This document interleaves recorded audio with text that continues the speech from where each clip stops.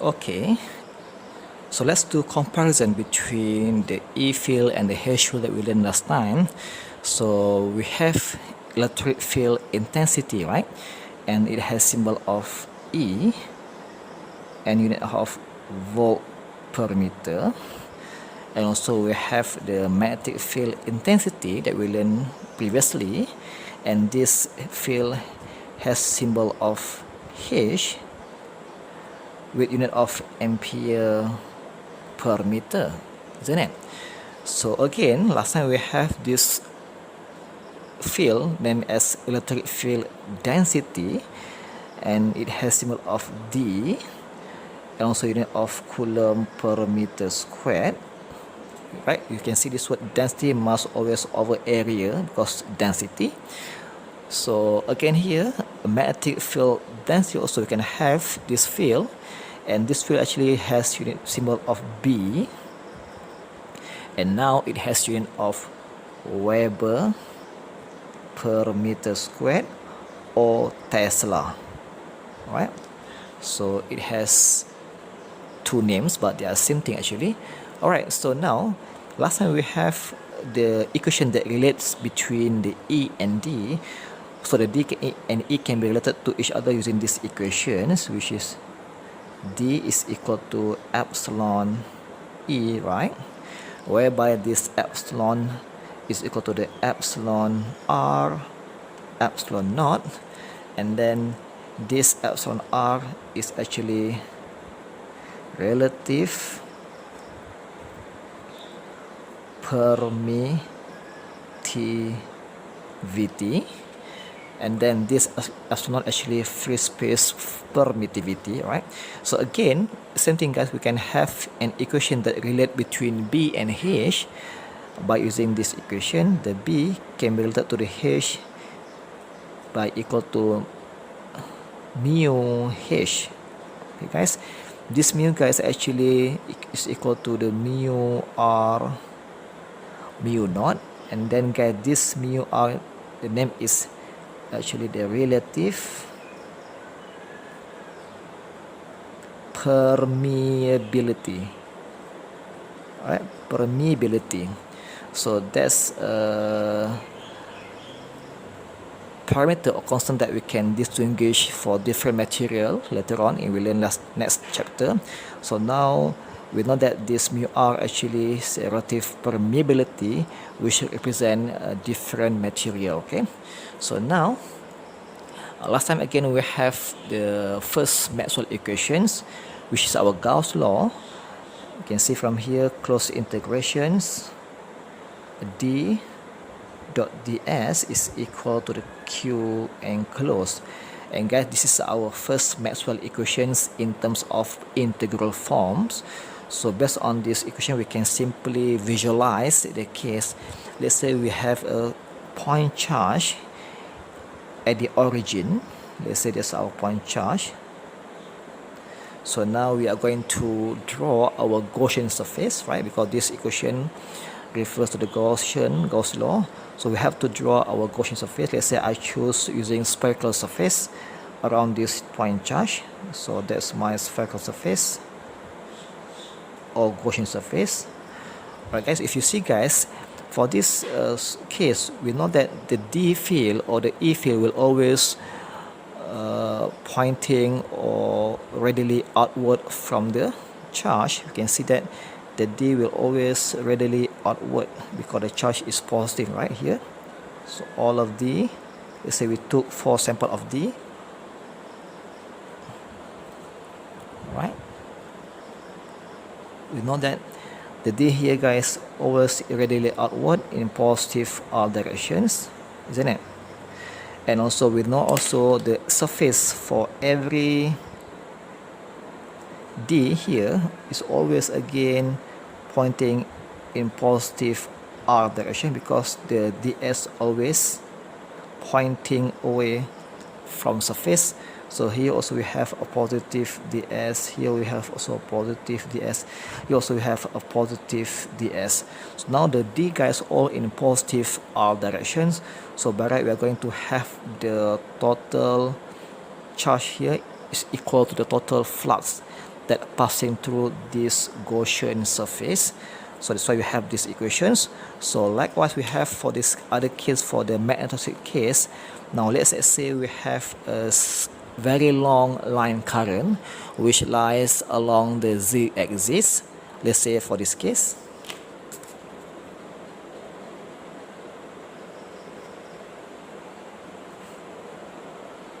okay, the line current has very long in extent, so now it has current flowing in positive z direction as shown here. So now again I want to relate this scenario with this case. Now we have a source of H field, actually your line current, and now we have to draw our surface that actually relate the B field and also the surface area. So here we have, right, d dot ds. Again guys, here we also have this equation, close integral b dot ds. But the question is, what should be the answer for these equations? So we don't know it, right? So we have to do simple analysis to determine the output for these equations. So now again we're dealing with the B field and also with the area, the surface. So we have to draw any dummy surface or any surface that can use in this analysis. So again I want to make it same, so I just again use the spherical surface. So now this is my spherical surface that actually appear around the line current. That's my surface, spherical. And we know that guys, for this line current we are going to have the B field that actually propagate along a positive phi direction, right? Based on right hand rules, we know that the B field will go in positive phi direction as shown here.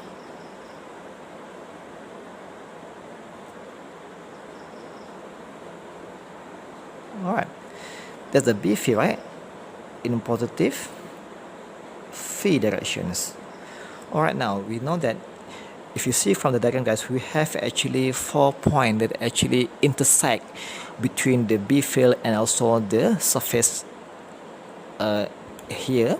So now we have the first point here, actually your, let's say I define as first point, and the second here, let's say my second point, and third here is, let's say, my third point, and the fourth here, let's say my fourth point. So this point actually a point of intersection between the B field and also the surface on the sphere. So now let's analyze one by one. We know that for this particular diagram we should have at least 4 different path integrations. So let's do one by one. So the first one here, B dot ds for the first point, integration again B dot ds for the second point, and third one B dot ds guys for the third point, and lastly we have here B dot ds also for the fourth point. Okay, so let's do one by one. Let's focus for the first point of intersection, which is over here. So guys, you know that guys, at this point the B is actually coming in, right? It's going into the surface, so we know that at this point the B actually negative B direction because the B is coming in to the surface. Again, for the second point of intersection, we know that the B here guys actually coming out from the surface, so here we know the B actually in positive B directions, or positive phi direction, sorry. And third one over here, again guys, at this point of intersection the B is actually coming in to the surface, so now here gonna have a negative B in phi directions. And lastly here guys, we know that at this point of intersections the B is actually coming out, so we know that this actually become positive B in phi directions. Again guys, the ds is always pointing away from surface, so all ds here guys actually in positive value. So but if you combine all of them, since we are dealing with same B value, so if you combine all these 4 interaction parts, we are going to have the result become 0, right? Because due to the B direction for each point of intersection, so that's why guys this equation will have a 0 value. So guys, this is actually our fourth Maxwell equations in terms of integral, right? Let me highlight here. So that's going to be our fourth Maxwell equations in terms of integral. All right. And if you want to convert this fourth Maxwell equations in terms of point form, you can simply apply divergence theorems, which actually relates between the surface and volume integral. So from here we know that, from divergence of theorems, we know that the closed integrations b dot ds is equal to this divergence of b dv, and with that this equation, guys, is equal to 0. Hence we are going to have these equations, divergence of b is equal to 0. So this is your same fourth Maxwell equations, but in terms of point form, or in terms of differential form, right? So fourth Maxwell equations in point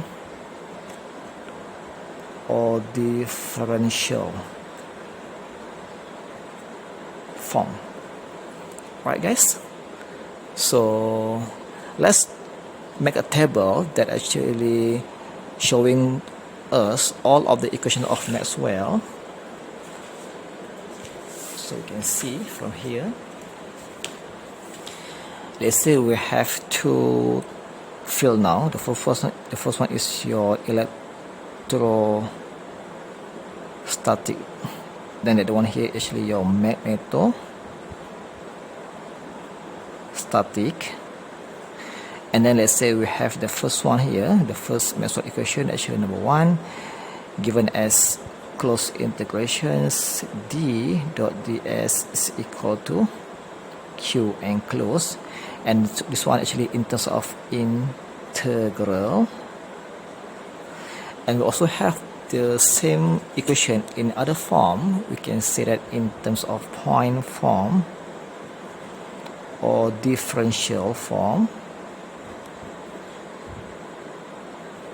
And now we have here a divergence of d is equal to rho v, right? So then we have a second equation of Maxwell here, number 2, under E field category. So here we have closed integrations E dot dl equal to 0. So again, we can apply Stokes theorem to find the corresponding form of these equations, whereby you can have this value. Finally, the curl of E equal to 0.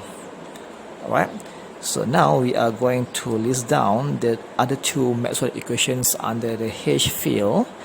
Let's say the third one we learned last time, actually our ACL, closed integrations h dot dl equal to the I enclosed. So again, we can apply Stokes theorem to find the corresponding equation in terms of point form. We can have here curl of h, which equal to the J, our volume current density. So the lastly, guys, the fourth equation that we have just learned now, the fourth equation of Maxwell, actually in terms of integral, we're going to have here b dot ds equal to 0. And again, we can apply divergence theorems to find the corresponding equation in terms of point, whereby you can have here divergence of b, which equal to 0. Okay, so that's the summary, guys, for all Maxwell equations in terms of integral and point form. Okay, so I hope you know how to differentiate between these four. So make sure you are using the correct equations for your own problems. So okay, guys, so I hope you can learn something, and all the best for your study. Okay, thank you.